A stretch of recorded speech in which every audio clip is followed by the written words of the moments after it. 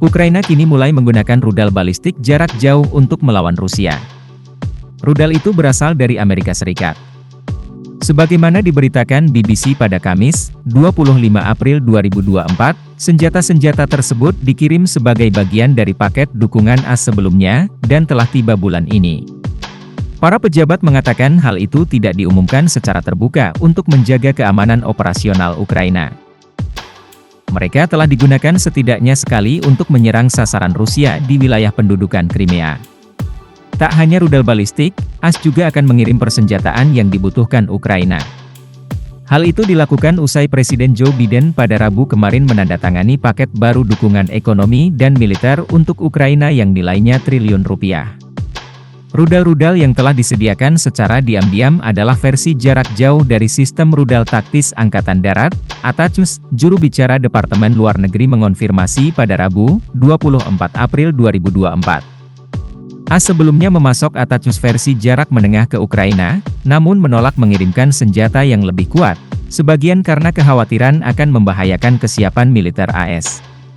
Para pejabat juga khawatir bahwa Ukraina dapat menggunakan persenjataan tersebut untuk menyerang wilayah Rusia, sehingga menyebabkan konflik meningkat, menurut NBC, yang pertama kali melaporkan berita tersebut. Diketahui, Ukraina telah lama menyerukan sistem tersebut, yang dapat menembakkan rudal hingga jarak 300 km. Biden dikatakan diam-diam telah memberikan lampu hijau pada Februari. Saat memberikan pengarahan kepada wartawan pada hari Rabu, juru bicara Departemen Luar Negeri mengonfirmasi bahwa penyediaan ATACMS jangka panjang karena arahan langsung Presiden. Sementara penasihat keamanan nasional AS Jake Sullivan mengatakan bahwa Washington berencana mengirim lebih banyak lagi bantuan persenjataannya.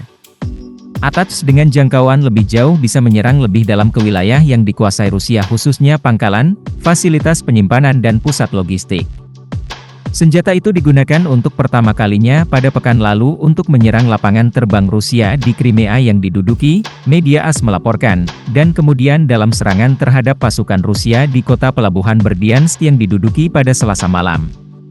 Bantuan keamanan AS yang sebelumnya dikirim ke Ukraina sejak dimulainya invasi besar-besaran Rusia berjumlah 44 miliar dolar.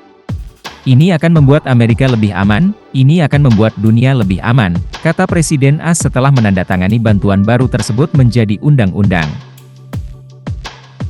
Zelensky baru-baru ini memperingatkan bahwa serangan Rusia diperkirakan akan terjadi dalam beberapa minggu mendatang setelah Ukraina kehilangan kota Avdiivka selama musim dingin. Sejak Rusia menginvasi Ukraina pada 24 Februari 2022, puluhan ribu orang, sebagian besar adalah tentara, terbunuh atau terluka di kedua sisi dan jutaan orang meninggalkan rumah mereka.